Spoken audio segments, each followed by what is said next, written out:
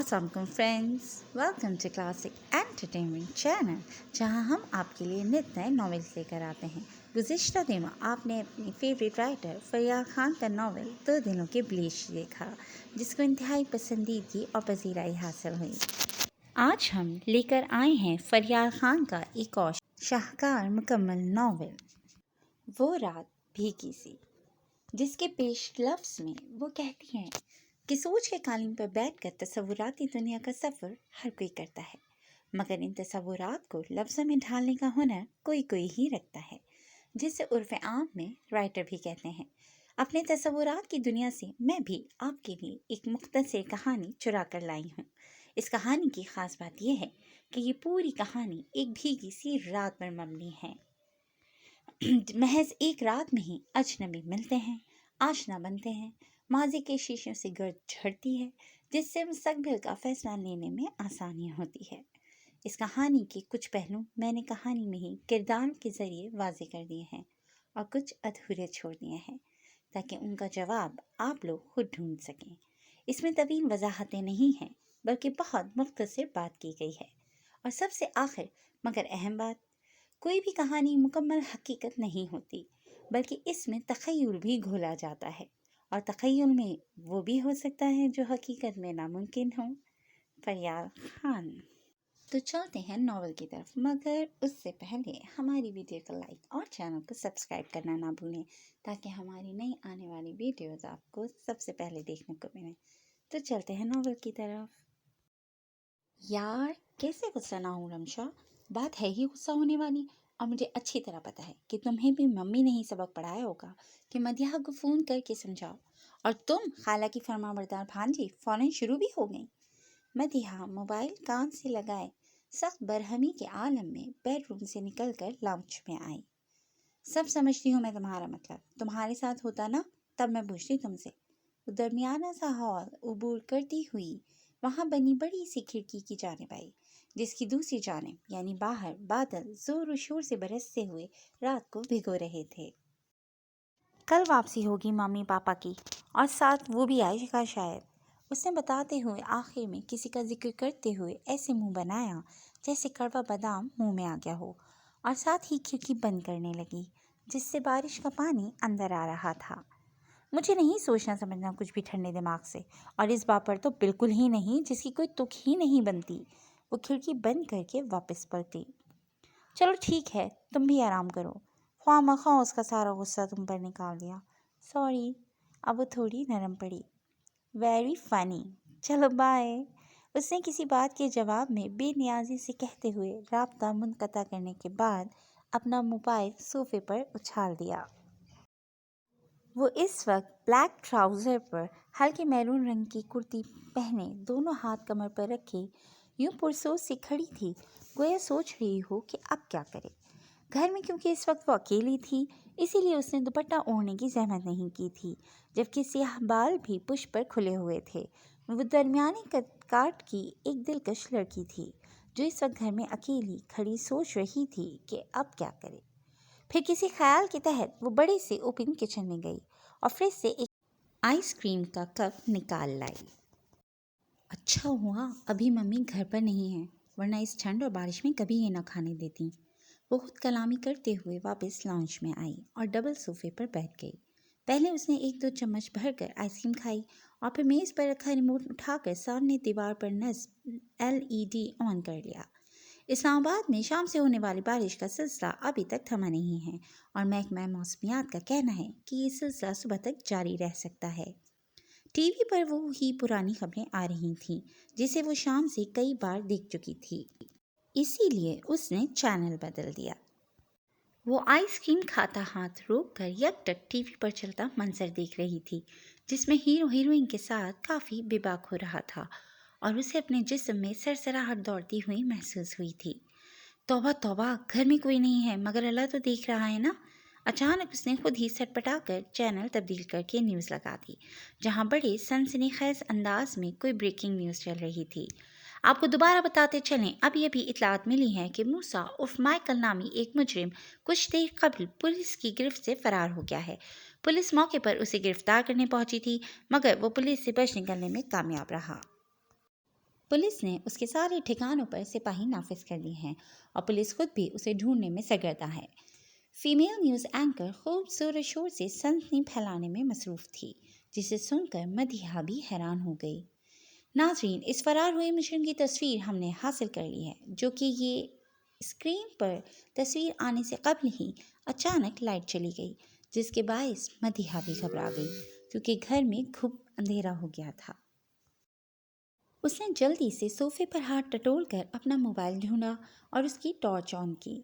अब इस 200 गज के 2 मंजिला घर में वो बिल्कुल अकेली थी, जहाँ की लाइट जा चुकी थी और बाहर बारिश का जोर उरूज पर था, जिसमें वक्फे वक्फे से बादल भी गरज कर अपना हिस्सा डाल रहे थे और बिजली की चमक भी अपना जलवा दिखा रही थी, जो खिड़की से लाउंज में नजर आ रही थी।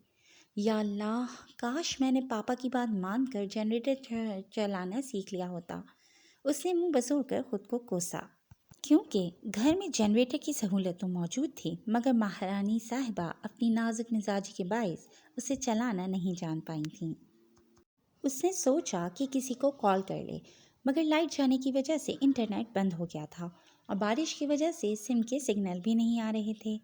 क्या यार, ना नेट चल रहा है और ना सिग्नल आ रहे हैं। उसे और फिक्र हुई। वो हुनूस दोनों पैर मोड़कर सोफे पर दुबक के बैठी थी कि तभी जोर जोर से बैरूनी दरवाजे पर दस्तक हुई, जिससे उसका दिल उछलकर हलक में आ गया। दस्तक मुसलसल हो रही थी, जिससे बेचैन होकर वो नासमझी से उठ खड़ी हुई। उसकी समझ में नहीं आ रहा था कि क्या करे। दरवाजे पर कौन आया था, कैसे किसी को मदद के लिए पुकारे। तभी दस्तक बंद हो गई, जिसके बायस सन्नाटा, हवा और सिर्फ बारिश की आवाज़ ही सुनाई देने लगी। वो मोबाइल का टॉर्च हाथ में पकड़े यूं ही डरी सहमी खड़ी थी। तभी अचानक बाहर सहन में गमला टूटने की आवाज़ आई और ऐसा लगा जैसे कोई सहन में कूदा हो, जिसे महसूस करके उसकी जान मज़ीद खुश्क हो गई। या अल्लाह, मैं क्या करूं? डर के मारे उसकी आंखें भर आईं। तभी उसके जहन में कूंदा लपका और वो फटाफट भागकर किचन में आई और कोई भारी चीज़ ढूंढने लगी, जिसे बतौर हथियार इस्तेमाल कर सके। तभी टॉर्च की रोशनी में उसकी नज़र स्याह फ्राई पैन पर पड़ी। उसे याद आया कि डिज्नी मूवी टैंगल्ड में रेपुंज़ल भी फ्राई पैन से ही फ्लाइंग राइडर को बेहोश करती है। उसने झट से आकर फ्राई पैन उठाया और वापस बाहर आ गई। अब उसके एक हाथ में टॉर्च वाला मोबाइल था और दूसरे में फ्राई पैन, जिसे मजबूती से पकड़े वो बाहर की जानिब बढ़ने लगी। लाउंज में एक बड़ा सा लकड़ी का दरवाज़ा था, जिसकी दूसरी तरफ संगमरमर का खूबसूरत वसी सहन था और सहन को अबूर करने के बाद बड़ा सा लोहे का मेन गेट था, जिससे शायद आने वाला फलांग कर अंदर कूद चुका था। मगर लाउंज का लकड़ी वाला दरवाज़ा अभी भी लॉक था। वो लकड़ी के दरवाजे पर कान लगाकर खड़ी दूसरी जानिब की सुंगुल लेने की कोशिश कर रही थी, जहां बिल्कुल सन्नाटा छाया हुआ था। तभी उसे ख्याल आया कि कहीं उसे कोई गलतफहमी तो नहीं हो गई। हो सकता है किसी बिल्ली ने गमला गिरा दिया हो और वो ख्वामखा इतना डर रही है। इस ख्याल की तस्दीक के लिए उसने मोबाइल वाले हाथ से ही लॉक खोला और दरवाज़ा खोलकर बाहर झांकने लगी, जहां संगमरमर के फर्श पर बारिश की बूंदें गिरकर शोर पैदा कर रही थीं। अभी उसने हल्का सा बाहर झांका ही था कि अचानक एक आदमी उसके सामने आया और उसे धकेलते हुए अंदर ले गया, जिसके बायस वो बुरी तरह सटपटा गई। मोबाइल उसके हाथ से गिरकर ऑफ हुआ और उसने अंधेरे में यकदम फ्राई पैन चलाया, जो उस आदमी के सीधा सर में लगा और उसके 14 तबक रोशन हो गए। बचाओ मुझे, बचाओ! वो चिल्लाते हुए बाहर भागना चाह रही थी कि यकदम उस आदमी ने पीछे से आकर उसके मुंह पर हाथ रख दिया। शोर नहीं करो, वो अपनी गंभीर मर्दाना आवाज़ में गोया हुआ। और इससे कबल कि वो मज़ीद कुछ कहता, मदीहा ने फिर उसके सर पर फ्राई पैन मारा। वो बिलबिलाकर उसे छोड़ता हुआ पीछे हुआ और ऐन इसी पर लाइट आ गई, जिससे पूरा लाउंज रोशन हो गया, जहाँ इस वक्त दोनों आमने सामने खड़े थे। अब मजबूती से फ्राई पैन पकड़े मदीहा ने देखा कि वो एक 26-27 साल वजी जवान था, जिसकी ब्लैक जीन्स और वाइट शर्ट बारिश की वजह से भीग गई थी। शर्ट पर कई जगह मट्टी लगी थी, कुछ बटन टूटे हुए थे और बाएं बाजू पर शायद किसी ने चाकू से वार करने की कोशिश की थी। खड़े नैन नक्श वाला वजी चेहरा भी दर्द से चूर था। फटे हुए होठ से खून रस रहा था और फ्राई पैन लगने की वजह से उसने कराहते हुए सर थामा हुआ था। उसे देखकर साफ लग रहा था कि वो यकीनन किसी से ठीक ठाक वाला गुत्थम गुत्था हुआ है, मगर किससे? तुम तुम वही मुजरिम माइकल हो ना, जो जो पुलिस की गिरफ्त से भागा हुआ है? मदीहा लम्हे के 1000वें हिस्से में घबराते हुए नतीजे पर पहुंची, जबकि उसकी बात सुनकर वो शख्स भी दंग रह गया। तुम्हें कैसे पता? वो अपने सर का दर्द भूल भाल कर हैरानी से पूछने लगा। मुझे क्या, सारे शहर को पता है। न्यूज़ में बताया अभी तुम्हारे बारे में, उसने गोया इतला दी, जिससे वो मज़ीद मुताज्जब हुआ। और ख़बरदार, जो तुमने मेरे साथ कुछ उल्टा सीधा करने की कोशिश की तो मैं शोर मचाकर पूरे मोहल्ले को इकट्ठा कर लूँगी, उसने बहादुर बनते हुए धमकी दी। मगर वो भाप चुका था कि दर हकीकत ये लड़की बहुत घबराई हुई है। अच्छा तो ठीक है, मचाओ शोर, वो उसे इत्मीनान से ललकारते हुए उसकी जानिब बढ़ाया। देखो, मेरे पास मत आना, मैं सच में शोर मचा दूंगी, फिर तुम्हारी खैर नहीं। उसने उल्टे कदम पीछे हटकर फ्राई पैन आगे करते हुए उसे बाज रखना चाहा, जो हनूज उसकी जानिब आ रहा था। जब वो रुके बिना उसके करीब पहुंचा तो मदीहा ने एकदम फ्राई पैन से वार करना चाहा, जिससे इस बार माइकल ने पकड़ते हुए न सिर्फ हमला रोका, बल्कि फ्राई पैन एक तरफ फेंकते हुए मदीहा की पुश्त अपने सीने से लगाते हुए उसे सख्ती से अपनी गिरफ्त में ले लिया। कहा था ना कि शोर मत करना, वो उसे भेज के दांत पीसते हुए बोला, जिसकी सख्त गिरफ्त में नाजुक सी मदीहा फंस गई थी। देखो, मुझे जाने दो प्लीज़, मैंने तुम्हारा क्या बिगाड़ा है, तुम मुझसे क्या चाहते हो? उसने रोनी सूरत पर आकर हसार से निकलने की कोशिश करते हुए मन्नत की। पनाह चाहता हूँ पूरी रात के लिए, जब तक पुलिस मेरे पीछे है, उसने कान के करीब गंभीर आवाज़ में जवाब दिया। तो वो शॉक्ड होते हुए मज़ाहमत रोक कर साकत हो गई। और कैसे शौक ना होती। पुलिस के चुंगल से फरार हुआ मुजरिम बरसात की रात में अकेले घर में पूरी रात के लिए उस तनहा लड़की से पनाह मांग रहा था, तो वो कैसे शौक ना होती। मैं सुबह होते ही यहाँ से चला जाऊँगा, बस सिर्फ तब तक के लिए मुझे यहाँ रहने दो, मैं तुम्हें कोई नुकसान नहीं पहुँचाऊँगा। उसके मज़ीद कहने पर वो थोड़े होश में आई। और अगर मैं ऐसा ना करूँ तो, उसने डरते हुए जानना चाहा। तो मुझे बहुत सारे तरीके आते हैं रूह को जिस्म से जुदा करने के, उनमें से कोई एक तुम्हारे लिए इस्तेमाल कर लूँगा। उसने ख़तरनाक हद तक गंभीर अंदाज में उसके कान पर सरगोशी की तो मदीहा की रीढ़ की हड्डी में सनसनाहट दौड़ गई। ठीक ही तो कह रहा था वो कि मदीहा एक नाजुक सी लड़की और वो एक मजबूत जवान मर्द, उसके लिए भला क्या मुश्किल था उसे जान से मारना। देखो, तुम्हें पनाह ही लेनी है ना तो किसी और के घर पर जाके ले लो, मेरे घर पर तो अभी मम्मी पापा भी नहीं हैं। उसे निहायत ही अहमकाना हरकत करते हुए उसे मज़ीद कन्फर्म कर दिया कि वो वाकई घर में बिल्कुल अकेली है। तभी माइकल ने झटके से उसे मोड़कर उसका रुख अपनी तरफ किया। इसीलिए तो मुझे तुम्हारे घर में पनाह चाहिए जाने मन, क्योंकि यहाँ सिर्फ तुम और मैं हैं। उसे मदीहा पर गिरफ्त रखते हुए मायने खेज अंदाज में उसे मज़ीद डराया। छोड़ो मुझे, दूर हटो मुझसे। मदीहा ने दोनों हाथ उसके सीने पर रखकर उसे खुद से दूर करना चाहा, मगर कामयाब न हुई। छोड़ रहा हूँ, लेकिन अगर तुम चिल्लाई या तुमने भागने की कोशिश की तो इस बार मैं तुम्हें ज़बान से नहीं समझाऊंगा। माइकल ने उसके चेहरे पर अपनी सांसें छोड़ते हुए आहिस्ता से धमकी दी और फिर अपनी गिरफ्त ढीली कर दी।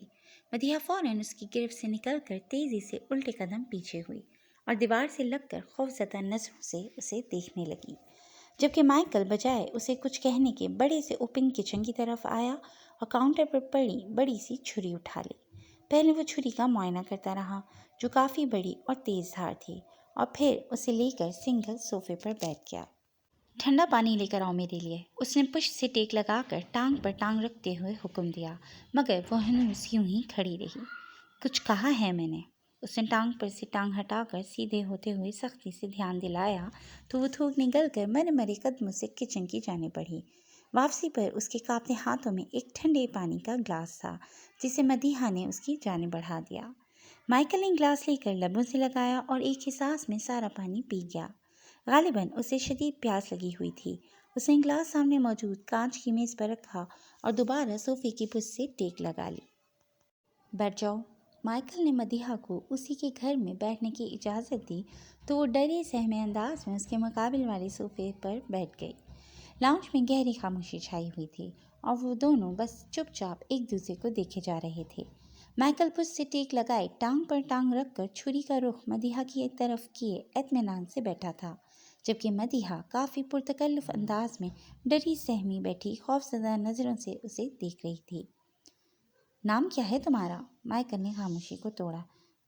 मदीहा, उसने बमुश्किल जवाब दिया। घर में कौन कौन होता है और अभी सब कहाँ हैं? उसने उसी इत्मीनान से अगला सवाल किया। बस मैं और मम्मी पापा होते हैं। मम्मी पापा मेरी फूफो के घर लाहौर गए हुए हैं, उनकी इयादत के लिए। कल वापस आएंगे। उसने फर्माबरदारी का मुजाहरा किया। तो तुम क्यों नहीं गई अपनी फूफो के घर? उनसे बनती नहीं है क्या? वो काफ़ी दिलचस्पी ले रहा था उसके फैमिली बैकग्राउंड में। नहीं बनती थी, मगर परसों से मुझे सब पर गुस्सा है, उसने मुंह बसोर कर जवाब दिया, क्योंकि गैर महसूस अंदाज में उसका डर काफ़ी कम हो चुका था। क्यों गुस्सा है? नया सवाल उठा। क्योंकि मुझे परसों अचानक बताया गया है कि मेरा निकाह बचपन में मेरे फूफोजाद तैमूर से कर दिया गया था, जो इस बार पढ़ाई पूरी करके घर वापस आ चुका है और अब फुप्पो रुखसती करना चाहती हैं, उसने गम गुस्से से बताया। तो मसला क्या है? उसे एतराज़ को कोई पहलू समझ नहीं आया। मसला ये है कि सालों हो गए मुझे तैमूर को देखे हुए या बात किए हुए, तो अब मैं कैसे उसके साथ पूरी ज़िंदगी गुजार दूँ? और मम्मी पापा ने पहले कभी ये क्यों नहीं बताया? वो उस पर गुस्सा होने लगी, गोया उसी ने उनका निकाह करवाया हो। तो ये बात अपनी मम्मी पापा से पूछो ना, मुझ पर क्यों चिल्ला रही हो? मैं तो टाइम पास करने के लिए पूछ रहा था। अब वो भी थोड़ा बरहम हुआ तो मदीहा को याद आया कि सामने बैठा शख्स उसका दोस्त नहीं बल्कि एक मुजरिम है, जो उसके घर में घुस आया है, और मोहतरमा अपनी बेवकूफ़ी में उससे अपनी ज़ाती बातें शेयर कर रही हैं। दोनों के माबैन फिर खामोशी हाइल हो गई थी।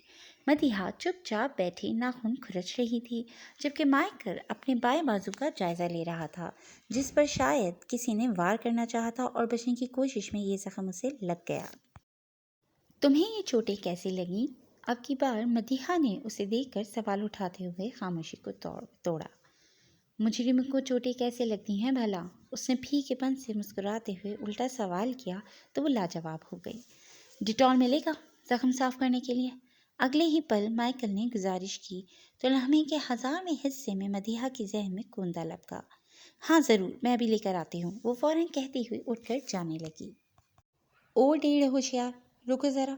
तभी माइकल की तंजिया पुकार ने उसके कदम रोक लिए और वो वापस पलटी। तुम्हें क्या लगता है कि तुम डिटॉल ढूंढने के बहाने अंदर जाकर मुझसे बच निकलने की या मुझ पर हमला करने की कोई तरकीब लगाओगी और मैं यहाँ चुपचाप बैठकर तमाशा देखता रहूँगा? वो सोफे से उठकर उसके ख्यालात की तर्जुमानी करते हुए करीब आया तो उसके दुरुस्त अंदाजे पर वो दंग रह गई। मैं भी चलूँगा तुम्हारे साथ, चलो। उसने छुरी की नोक से मदीहा को आगे धकेलते हुए चलने पर उकसाया तो वो मुंह बसोर कर चल पड़ी। अच्छा खासा मौका हाथ आने लगा था किसी से मदद मांगने का, मगर माइकल की हाजिर दिमागी के बायस वो उसके हाथ से फिसल गया। मदीहा की पैरवी में वो एक कमरे में आया जो गालिबन मदीहा का बेडरूम था। हर तरह की आसाई से मज़य्यन ये एक दरमियाना बेडरूम था, जहाँ सिंगल बेड, अलमारी, ड्रेसिंग टेबल और छोटे से सोफे समेत ज़रूरत का सारा सामान मौजूद था। मदीहा सीधा बेड की साइड टेबल की तरफ आई और दराज में से फर्स्ट एड बॉक्स निकाल कर उसकी जानिब पलटी, जो ऐन उसके पीछे खड़ा था। ये लो, इसमें बैंडेज का सारा सामान है। उसने सपाट अंदाज में बॉक्स उसकी तरफ बढ़ाया। माइकल ने उससे बॉक्स लेकर बेड पर फेंका और फिर दाएं हाथ से अपनी सफ़ेद शर्ट के बटन खोलने लगा, क्योंकि बाएं हाथ में तो उसने छुरी पकड़ रखी थी। ये क्या कर रहे हो? वो मुताज्जुब हुई। शर्ट उतार रहा हूँ, उसने इत्मीनान से जवाब देकर अपनी कार्रवाई जारी रखी। देखो, अगर तुमने कुछ उल्टा सीधा किया ना तो वो घबरा कर उल्टे कदम पीछे हुई, मगर साइड टेबल से टकरा गई। माइकल ने उसकी बात नज़रअंदाज करते हुए सारे बटन खोलकर शर्ट जिस्म से अलहदा कर दी, जबकि मदीहा ने उसके कसरती सीने पर नज़र पड़ते ही बेसाख्ता चेहरा फेर लिया। चलो बैंडेज करो मेरी, वो हुक्म देते हुए बेड पर बैठा। क्या? मैं क्यों करूं? वो हैरान हुई। क्योंकि मैं अपने एक हाथ से दूसरे बाजू पर बैंडेज कैसे कर सकता हूँ? उसने सवालिया अंदाज में ध्यान दिलाया, जिस पर वो फौरी तौर पर कुछ न कह पाई। चलो अब फटाफट बैंडेज करो, वरना ऐसा ही ज़ख्म तुम्हारे बाजू पर भी बना सकता हूँ मैं। उसने छुरी लहराते हुए धमकी दी तो मरता क्या न करता के तहत मदीहा को आगे आना पड़ा। उसने नज़दीक खड़े होकर फर्स्ट एड बॉक्स उठाकर खोला और फिर रुई पर डिटॉल लगाकर ज़ख्म साफ करने लगी। आह! आहिस्ता रुई टच होते ही वो कराह उठा। अब थोड़ी जलन तो होगी, बर्दाश्त करो। اس نے منہ بنا کر جواب دیتے ہوئے اپنا کام جاری رکھا۔ مدیحہ اسے پوری طرح نظر انداز کرنے کی کوشش کرتے ہوئے اس کی بینڈیج کرنے میں مصروف تھی، اور وہ ڈھیٹوں کی طرح مسلسل اس کے چہرے پر دلچسپی سے نظر جمائے ہوئے تھا، جس سے وہ تھوڑی نروس ہو رہی تھی۔ ہو گئی بینڈیج، جیسے تیسے پٹی کر کے وہ پیچھے ہوئی، جبکہ وہ اپنی پٹی بندھے بازو کا جائزہ لینے لگا۔ سنو، تمہارے پاپا کی ہائٹ اور ویٹ کیا ہے؟ اس نے اچانک ہی کھڑے ہوتے ہوئے سوال کیا۔ تم کیوں پوچھ رہے ہو؟ وہ خاصی متعجب ہوئی۔ تاکہ اندازہ لگا سکوں کہ ان کے کپڑے مجھے آئیں گے یا نہیں، اس نے وضاحت کی۔ تم ان کے کپڑے کیوں پہنو گے؟ اس کی آنکھیں حیرت سے پھیل گئیں۔ کیونکہ تمہارے نہیں پہن سکتا، اور میرے کپڑے بارش میں بھیگ گئے ہیں، اس نے اپنی طرف دھیان دلایا۔ ہاں تو سوکھ جائیں گے تھوڑی دیر تک، اس نے گویا حل بتایا۔ اور تب تک میں بیمار پڑ گیا تو؟ اس نے آنکھیں سکیڑ کر سوال کیا تو وہ لاجواب ہو گئی۔ چلو، وہ اچانک بولا۔ کہاں؟ تمہارے پاپا کے کمرے میں۔ لیکن کیوں؟ کیونکہ مجھے ان کی الماری سے کپڑے چاہیے۔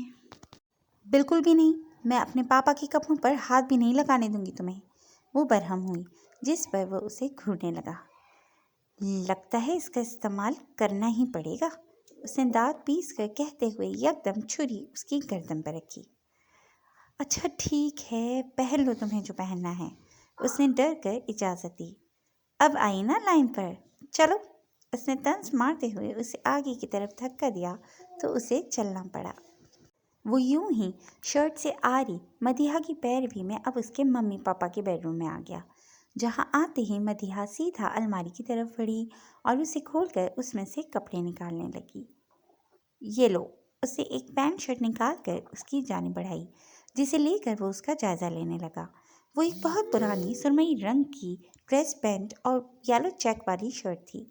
دونوں چیزوں کی حالت بہت ہی ابتر ہو رہی تھی۔ یہ کپڑے الماری میں کیوں رکھے ہوئے ہیں؟ انہیں ڈسٹنگ یا پوچھے کے لیے استعمال کیوں نہیں کرتے؟ اس نے کپڑے بیڈ پر پھینکتے ہوئے طنز مارا۔ کیا برائی ہے ان میں؟ وہ خفگی سے بولی۔ کوئی اچھائی بھی نہیں ہے، اس نے ترکی بدرکی جواب دیا۔ ہٹو سامنے سے، میں خود سلیکٹ کر لوں گا۔ وہ اسے پرے دھکیلتے ہوئے خود الماری کے آگے آیا اور کپڑے الٹ پلٹ کر دیکھنے لگا۔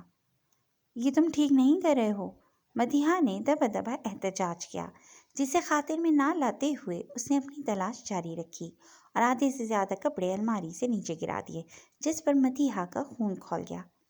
آہا، یہ ہے نا اصل چیز، اس نے کہتے ہوئے الماری میں سے کپڑے باہر نکالے۔ وہ ایک brand new dark brown high neck تھی اور برانڈ نیو بلیک جینز، جن پر لگا پرائس ٹیگ بتا رہا تھا کہ وہ کپڑے ابھی تک استعمال نہیں ہوئے ہیں۔ تم یہ نہیں پہن سکتے، اس نے مذمت کی۔ کیوں؟ اس نے اپروچ کرائی۔ یہ پاپا نے اپنے بھانجے کے لیے لیا ہے، تم کچھ اور پہنو، اس نے وجہ بتاتے ہوئے راہ دکھائی۔ میں تو یہ ہی پہنوں گا، کیونکہ ایک بار جب میرا دل کسی چیز پر آ جاتا ہے تو پھر میں اسے چھوڑتا نہیں ہوں، اس نے گمبھیر انداز میں کہتے ہوئے چھری کی نوک اس کے چہرے پر پھیری، جو اسے بہت ناگوار گزری۔ میں ابھی فریش ہو کر آتا ہوں، وہ کہہ کر جانے ہی لگا تھا کہ کسی خیال کے تحت ایک دم پلٹا۔ لیکن اگر میرے باتھ روم جانے کے بعد تم پیچھے سے بھاگ گئیں تو؟ اس نے پرسوچ انداز میں سوال اٹھایا، جبکہ مدیحہ اس کے ارادے نہ سمجھ سکی۔ مدیحہ کافی دیر سے کرسی پر بیزار سی بیٹھی ہوئی تھی اور مائیکل ابھی تک باتھ روم سے باہر نہیں آیا تھا، جسے مدیحہ کو کرسی پر بٹھا کر اس کی ممی کے دوپٹے کی مدد سے ہی اس کے ہاتھ پاؤں اور منہ باندھ دیے تھے۔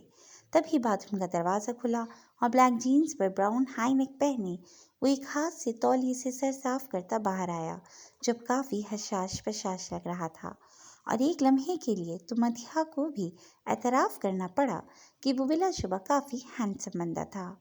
اف، سکون ملا، اس نے گہری سانس لیتے ہوئے تولیہ بیڈ پر پھینکا۔ اگر میرے بازو پر پٹی نہ بندھی ہوتی نا تو میں پورا ہی نہا لیتا، لیکن خیر، واش روم میں گرم گرم پانی سے سر اور منہ ہاتھ دھو کر بھی سکون مل گیا۔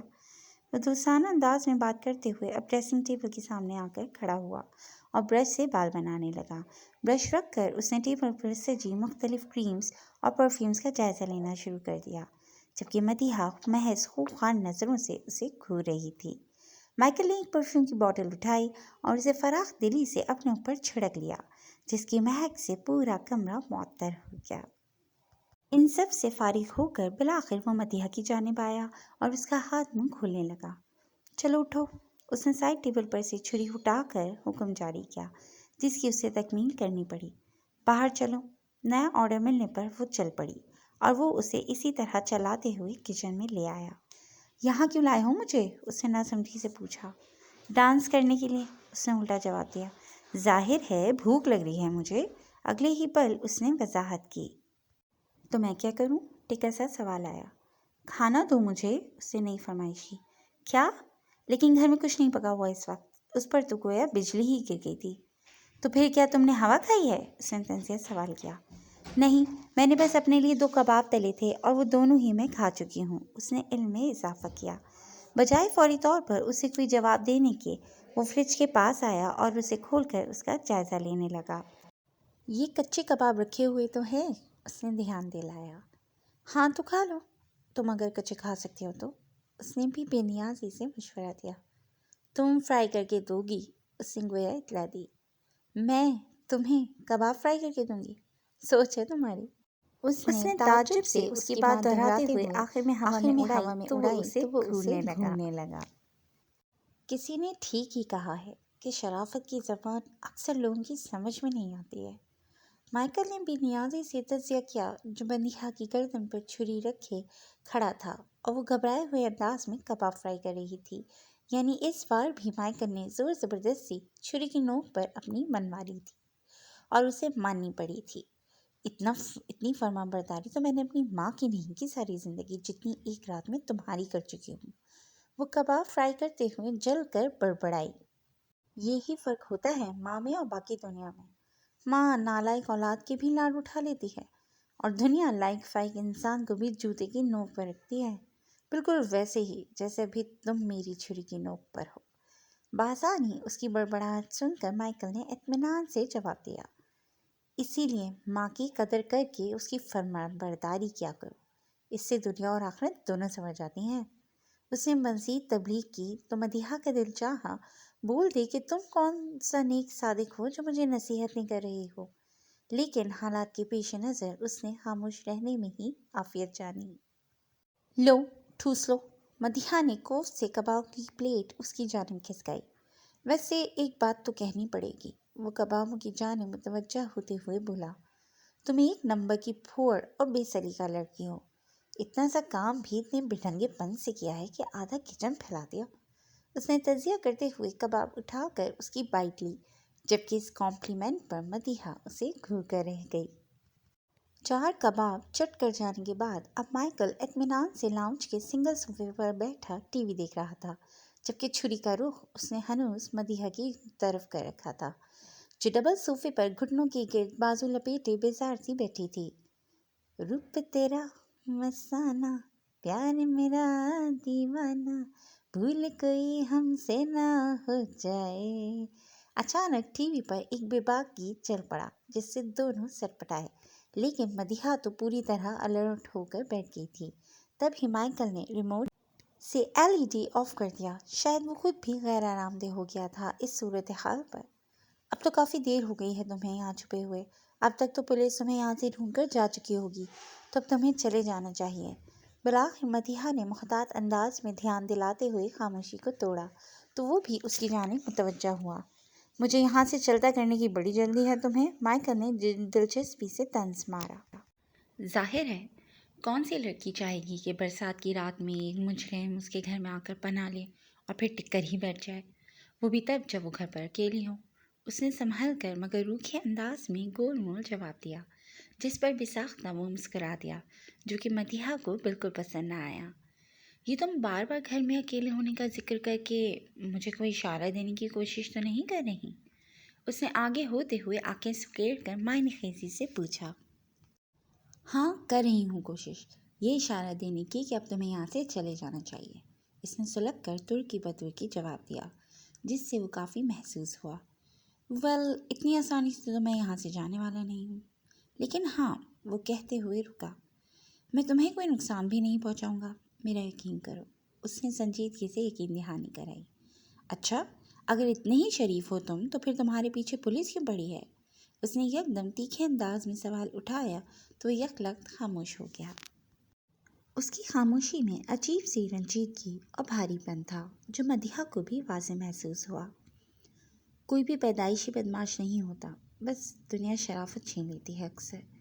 جب وہ گویا ہوا تو اس کے لہجے میں کرب کا بھاری پن تھا جس سے مدیحہ کے تیکھے تعصبی بے ساختہ ڈھیلے پڑ گئے۔ میں بہت چھوٹا تھا جب میرا باپ اس دنیا سے چلا گیا۔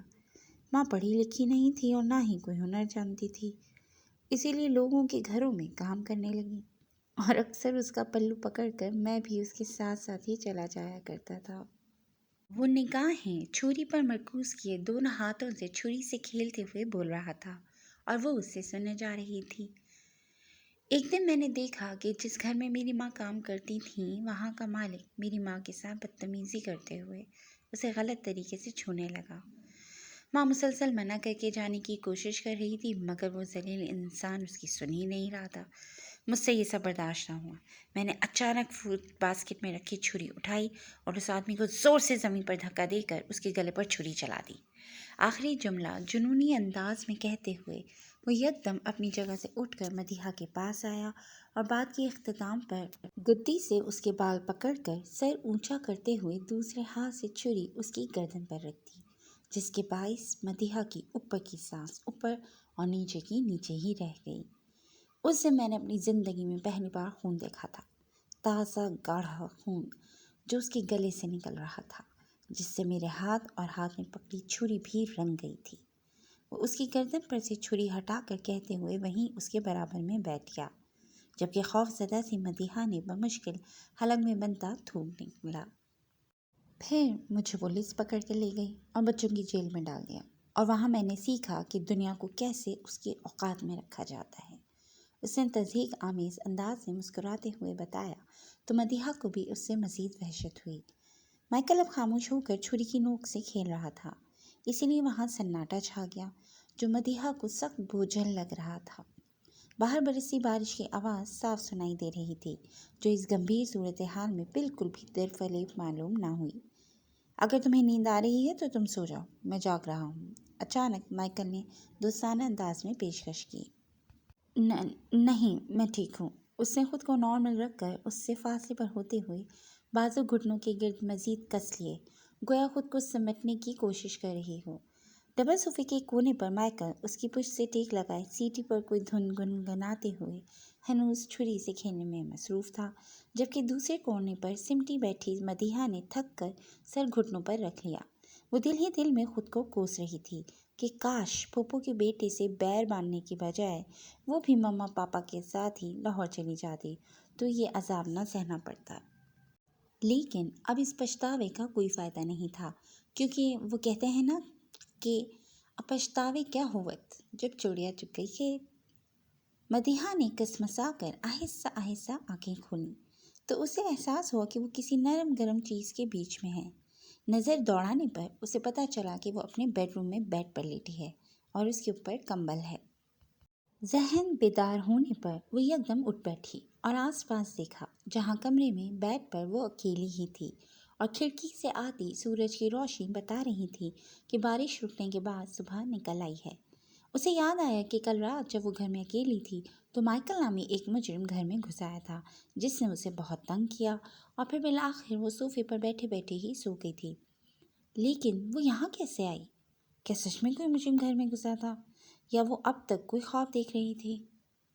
اس نے ناسمجھی سے سر تھام کر سب کچھ سوچنے سمجھنے کی کوشش کی مگر نتیجہ صفر رہا۔ تبھی اسے لگا کہ لاؤنج سے کچھ لوگوں کی باتوں کی آواز آ رہی ہے۔ وہ خود پر سے کمبل ہٹاتے ہوئے فٹافٹ اٹھ کر باہر کی جانب لپکی اور لاؤنج کا منظر دیکھ کر دنگ رہ گئی، جہاں صوفوں پر اس کے ممی پاپا برا جمان مائیکل سے خوش گپیوں میں مصروف تھے اور وہ بھی ہنس ہنس کر ان سے باتیں کر رہا تھا۔ ارے یہ لو، مدیحہ بھی اٹھ گئی۔ تبھی میمونہ کی نظر اپنی بیٹی پر پڑی اور ان کے کہنے پر مائیکل اور فرقان نے بھی اس کی جانب دیکھا۔ کیسی ہے میری بیٹی؟ فرقان نے کھڑے ہوتے ہوئے باہیں پھیلائیں تو وہ یکدم بھاگ کر آ کے ان کے سینے سے لگ گئی۔ رات سے جو خوف اس پر طاری تھا وہ زائل ہو کر سکون میں بدل گیا اور اسے تحفظ کا احساس ہوا۔ آپ لوگ کب آئے اور آپ اس کے ساتھ کیا کر رہے ہیں؟ اس نے الگ ہوتے ہوئے پوچھا۔ آپ کو پتہ ہے پاپا، یہ مجرم ہے، پولیس سے چھپ کر یہاں آ گیا ہے اور اس نے مجھے بہت تنگ کیا ہے۔ مدیحہ نے چھوٹے بچے کی مانند اس کی شکایات لگائیں۔ ہاں ہاں، سب پتہ ہے ہمیں، تیمور نے سب بتا دیا ہے۔ صوفے پر بیٹھی میمونہ نے اطمینان سے کہا تو وہ کچھ سمجھ نہیں پائی۔ کیا مطلب؟ اور کون تیمور؟ وہ سخت متعجب ہوئی۔ میں تیمور مدیحہ، یکدم مائیکل کہتے ہوئے کھڑا ہوا۔ کیا؟ وہ بس اتنا ہی کہہ سکی۔ بیٹا، دراصل تیمور تم سے اکیلے میں ملنا چاہتا تھا، اسی لیے وہ ایک دن پہلے یہاں آ گیا، اور اس نے ہمیں سب بتا بھی دیا ہے کہ کیسے اس نے کل تمہیں مائیکل بن کر تنگ کیا۔ وہ سب بس ایک مذاق تھا، ورنہ یہ تو تم سے دوستی کرنے یہاں آیا تھا، اور کچھ دنوں تک عشرت بازی بھی۔ اتنا گھٹیا مذاق؟ فرقان کی وضاحت ابھی مکمل بھی نہیں ہوئی تھی کہ مدیحہ حیرت سے بول پڑی۔ مجھے سمجھ کیا رکھا ہے آخر آپ لوگوں نے؟ پہلے 10 سال کی عمر میں میرا اس سے نکاح کروا دیا، اور میں جو بس اسے کھیل نہیں سمجھ رہی تھی، وہ تو آپ لوگوں نے 2 دن پہلے اچانک بتایا کہ تمہارا وہ شوہر جو پڑھائی اور جاب کے لیے باہر گیا ہوا تھا اب وہ واپس آ گیا ہے۔ اسی لیے آپ لوگ اب باقاعدہ اس کے ساتھ مجھے رخصت کرنا چاہتے ہیں، اس شخص کے ساتھ جسے دیکھے ہوئے، جس سے ملے ہوئے مجھے 10-12 سال ہو گئے تھے۔ شوہر تو دور، کبھی کزن کی حیثیت سے بھی اس سے بات نہیں کی تھی۔ آپ نے اس کے ساتھ میری زندگی کا فیصلہ کر دیا؟ کیسے پاپا، کیسے؟ وہ غم و غصے سے پھٹ پڑی تھی، جس کے باعث سب اپنی اپنی جگہ حیران ہو گئے تھے۔ میمونہ تو باقاعدہ صوفے پر سے اٹھ گئی تھیں اپنی بیٹی کا یہ روپ دیکھ کر۔ اور تم، میرے نام نہاد اچانک نمودار ہونے والے شوہر؟ اب وہ اس کی جانب متوجہ ہوئی۔ تم نے کیا سوچ کر میرے ساتھ اتنا بھیانک مذاق کیا؟ ہاں، کیا ملا اس سے تمہیں؟ اگر تمہاری اس حرکت سے مجھے کوئی نقصان ہو جاتا تو؟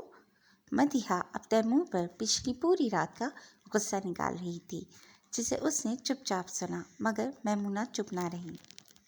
مدیحہ، یہ کیا بدتمیزی ہے؟ ایسے بات کرتے ہیں شوہر سے؟ میمونہ نے سختی سے ٹوکا۔ کیسا شوہر؟ جب سے تب میرا رشتہ جوڑا گیا جب مجھے رشتوں کا مطلب بھی نہیں پتا تھا، اور وہ بات ایک طرف، ان 10-12 سالوں میں آپ لوگوں نے مجھے کبھی یہ بتانے کی زحمت بھی گوارا نہیں کی کہ میرا ایک شوہر بھی ہے جو دیار غیر میں رہتا ہے۔ اس کا غصہ ابھی بھی کم نہیں ہوا تھا۔ بیٹا، ہم نہیں چاہتے تھے کہ کچی عمر سے ہی تمہارے ذہن میں کوئی بات بیٹھ جائے، اسی لیے ہم نے صحیح وقت آنے تک تمہیں کچھ نہیں بتایا۔ فرقان نے بھی نرمی سے سمجھانا چاہا۔ تو لگتا ہے اب آ گیا ہے آپ لوگوں کا صحیح اور میرا برا وقت۔ اس نے ترکی بترکی طنز مارا اور تیز تیز قدم اٹھا کر کمرے میں جا کے بند ہو گئی، جسے تینوں محض دیکھ کر رہ گئے۔ ان تینوں کو اندازہ تھا کہ مدیحہ تھوڑی خفا ضرور ہوگی، مگر یہ نہیں معلوم تھا کہ اس کا رد عمل اتنا شدید ہوگا۔ بیٹا، وہ کوئی بات نہیں ماموں۔ فرقان تیمور کو کوئی وضاحت دینے ہی لگے تھے کہ یکدم اس نے مسکراتے ہوئے معاملہ فہم انداز میں ان کی بات کاٹی، تو وہ خاموش ہو گئے۔ آخر کہتے بھی تو کیا کہتے؟ مدیحہ کو کافی دیر ہو چکی تھی کمرے میں بند ہوئے، مگر وہ ہنوز بیڈ پر دونوں گھٹنوں کے گرد بازو لپیٹ کر بیٹھی اپنے اوپر ہونے والے ظلم کے بارے میں سوچ سوچ کر اپنا خون جلاتی رہی۔ ٹھک ٹھک ٹھک، دھیرے سے دروازے پر دستک ہوئی۔ اس نے صرف دروازے کی جانب دیکھا، اٹھ کر اسے کھولنے نہیں گئی۔ تب ہی اس نے دیکھا کہ دروازے کے نیچے سے ایک طے شدہ کاغذ اندر آیا ہے، جو غالباً دستک دینے والے نے اندر ڈالا تھا۔ دوبارہ کوئی دستک نہیں ہوئی، اور دوسری جانب چھائی خاموشی نے اشارہ دیا کہ شاید دستک دینے والا جا چکا ہے۔ تجسس کے ہاتھوں مجبور ہو کر وہ بیڈ سے اٹھ کے دروازے کے پاس آئی۔ چند لمحے سوچنے کے بعد اس نے جھک کر وہ طے شدہ کاغذ اٹھایا اور کھول کر پڑھنے لگی۔ جمشید حسین اور فرقان صلاح الدین سالے بہنوئی بعد میں تھے، پہلے وہ جگری دوست تھے۔ دونوں کی دوستی جب رشتہ داری میں بدلی، جمشید کے گھر بیٹا اور اس کے 3 سال بعد جب فرقان کے گھر بیٹی پیدا ہوئی تو جمشید نے اسی وقت کہہ دیا تھا کہ یہ ننھی پری ان کی بہو بنے گی۔ اس وقت تو سب نے یہ بات ہنس کر ٹال دی، مگر 10 سال بعد جب ان کے آدھے جسم پر فالش نے حملہ کیا تو وہ ڈر گئے کہ شاید انہیں اپنی خواہش پوری ہوتے دیکھنے کی مہلت نہیں ملے گی۔ اسی لیے انہوں نے اپنے سالے فرقان کے آگے عرضی پیش کی کہ ان کی آنکھوں کے سامنے ان کے 12 سالہ بیٹے تیمور اور 10 سالہ مدیحہ کا نکاح کروا دیا جائے۔ بستر مرگ پر پڑے شخص کی یہ عاجزانہ خواہش کسی سے ٹالی نہ گئی، اور یوں ان دونوں ناسمجھ معصوم دلوں کو ایک بندھن میں باندھ دیا گیا۔ ادھر ایک نئے رشتے کی ڈور بندھی اور ادھر جمشید کی سانسوں کی ڈور ٹوٹ گئی۔ سب ہی ان کی جدائی کے غم میں نڈھال تھے، مگر یہ غم انہیں واپس نہیں لا سکتا تھا۔ یہ رشتہ کیونکہ مرحوم کی آخری خواہش تھی، اسی لیے طے یہ پایا کہ ابھی کوئی کچھ نہیں بولے گا، جو جیسا چل رہا ہے چلنے دیا جائے۔ دونوں بچوں کو یہ بتانے کی کوئی ضرورت نہیں ہے کہ وہ ایک دوسرے سے منسوب ہیں۔ بالغ و باشعور ہونے کے بعد اگر ان کی مرضی ہوئی تو یہ رشتہ قائم رکھا جائے گا، ورنہ اسے چپ چاپ ختم کر دیں گے۔ وقت گزرنے لگا۔ تیمور پڑھائی اور بہتر روزگار کے لیے ملک سے باہر چلا گیا۔ مدیحہ کو بھی اپنے اس کزن سے کوئی سروکار نہیں تھا، لیکن بالآخر اب وہ وقت آ گیا تھا کہ جب کوئی حتمی فیصلہ لیا جاتا، اور شاید فیصلہ ہو بھی گیا ہے۔ تم یہ ہی سوچ رہی ہوگی کہ مجھے اتنا سب کیسے پتا؟ تو بتا دوں کہ میں صرف بظاہر یہاں سے دور تھا، یہاں کے لوگوں سے تعلق نہیں ٹوٹا تھا میرا۔ امی نے مجھے ایک ایک بات بتائی تھی کہ ان کے مرحوم شوہر کی خواہش کیا تھی، وہ کیسے پوری ہوئی، اور ابھی ان کی خواہش بن گئی ہے جسے پورا کرنے میں پاکستان آیا تھا۔ تبھی امی کی طبیعت خراب ہو گئی اور انہوں نے ماموں مامی کو اپنی بہو سمیت اپنے پاس ملنے بلایا تھا۔ مگر جب مامی ماموں اکیلے گھر پہنچے اور انہوں نے بتایا کہ مدیحہ تیمور سے نہیں ملنا چاہتی اور نہ ہی وہ اس رشتے کو مانتی ہے، تو امی کا دل بجھ گیا، اور جیسا طے پایا تھا کہ اگر دونوں راضی نہ ہوئے تو یہ رشتہ ختم کر دیا جائے گا۔ اسی کے چلتے امی نے بوجھل دل کے ساتھ یہ پیشکش کر دی کہ وہ لوگ مدیحہ کو میرے نام سے آزاد کروا سکتے ہیں، لیکن میں جانتا تھا کہ امی نے یہ بات دل سے نہیں کہی ہے، اسی لیے میں اپنے طور پر ایک آخری کوشش کرنے کے لیے ماموں مامی سے اجازت لے کر ان کی واپسی سے ایک دن پہلے ہی تم سے ملنے آ پہنچا تھا، تاکہ تمہیں سب بتا سکوں، تم سے تمہاری رائے جان سکوں۔ مگر جب تک میں اسلام آباد اسٹیشن پر اترا رات ہو چکی تھی اور بارش بھی زوروں پر تھی۔ وہاں سے یہاں تک آتے ہوئے راستے میں کچھ لوگوں نے میری ٹیکسی پر حملہ کر کے میرا اور ٹیکسی ڈرائیور کا پرس، موبائل، یہاں تک کہ میرا سفری بیگ بھی لے لیا اور فرار ہو گئے۔ انہیں رکنے کے لیے میں نے کافی مزاحمت کی، جس کے نتیجے میں مجھے چوٹیں آئیں، مگر فائدہ کچھ نہ ہوا۔ میں بہت مشکل سے جب تمہارے گھر پہنچا تو تم نے دروازہ ہی نہیں کھولا، اسی لیے مجھے دیوار کود کر اندر آنا پڑا۔ مگر جب تم نے میرے کچھ کہنے سے قبل ہی مجھے ایک فرار ہوا مجرم سمجھ لیا تو پھر میں نے کوئی وضاحت نہیں کی، اور پوری رات یہ سوچ کر تمہیں اپنے جرائم کی جھوٹی کہانیاں سنا کر تنگ کرتا رہا کہ اب کل مامی ماموں کے ساتھ ہی تم سے بات کروں گا۔ دوسرا، تمہاری فرائی پین مارنے سے بھی مجھے غصہ آ گیا تھا، اور پھر تمہاری وجہ سے امی اداس ہو گئی تھیں، اسی لیے بھی میں نے تمہیں تھوڑا زیادہ تنگ کیا، جس کے لیے سوری۔ لیکن اب بے فکر رہو، میں یہاں سے جا رہا ہوں۔